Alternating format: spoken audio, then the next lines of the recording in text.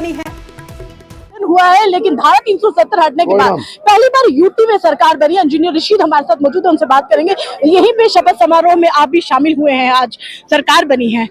सोचा कुछ और था, मंजर कुछ और निकला। पहले कुछ सीटें आपकी भी नहीं आई, अगर आपकी सीटें आती शायद आपका समर्थन भी किसी पार्टी को जाता तो कुछ माहौल और होता है। नहीं, कोई नहीं, इलेक्शन हुआ, इलेक्शन एक नॉर्मल प्रोसेस है। उसके बाद हम सबको वो चीजें भूल जानी चाहिए और हमें अपने लोगों की खिदमत करनी चाहिए। जो उनके पॉलिटिकल राइट्स हैं, डेवलपमेंटल राइट्स हैं, जो उनकी एस्पिरेशंस हैं, मेरे ख्याल में सबको मिलकर लोगों के हित के लिए काम करना चाहिए। एज ए सांसद आपकी भी क्या कुछ डिमांड? बिल्कुल, आपने देखा होगा पिछले 4 दिन से जैसे ही कोड ऑफ कंडक्ट खत्म हुआ, मैं ग्राउंड पे हूँ हमेशा की तरह, क्योंकि मेरे लिए राजनीति का मतलब इबादत है, पूजा है। तो हम उसी मिशन पे चलेंगे और उमर साहब जहाँ अच्छा करेंगे, लोगों के लिए ठीक करेंगे, हम बिल्कुल वहाँ उनका सपोर्ट करेंगे।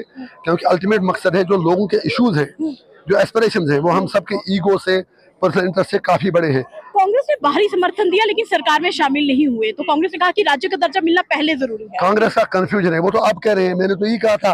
बेसिकली कांग्रेस अंदर से चाहती है कि उनका कुछ गड़बड़, मुझे लग रहा है कोई मंत्री, वो जो उनके विभाग है उन पर कोई कंसेंसस नहीं बन पा रहा है। अब वो उसको छुपाने के लिए अब ये बहाना बना रहे हैं। तो कांग्रेस पहले ये क्लियर करे वो 370 पर उनका स्टैंड क्या है।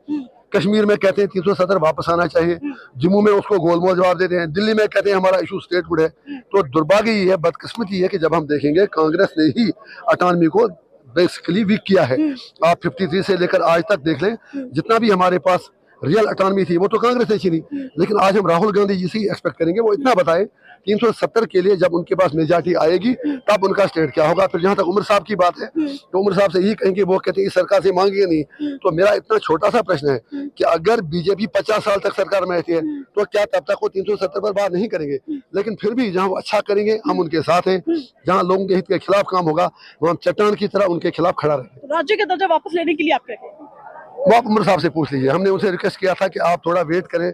मोदी जी से कहते हैं कि पहले मुझे स्टेट का स्टेटस वापस दे रहे हैं। अब उनके पास अपना रोड मैप होगा, ये वो जाने वो क्या करते हैं, उनका काम है, हमें क्या करना है हमें अपना पता है। चलिए, तो धारा 370 हटने के बाद सरकार का गठन हुआ है। अब देखना ये है कि सरकार जिस तरह से चल रही है उसमें जो नेता है जिन्होंने शपथ ली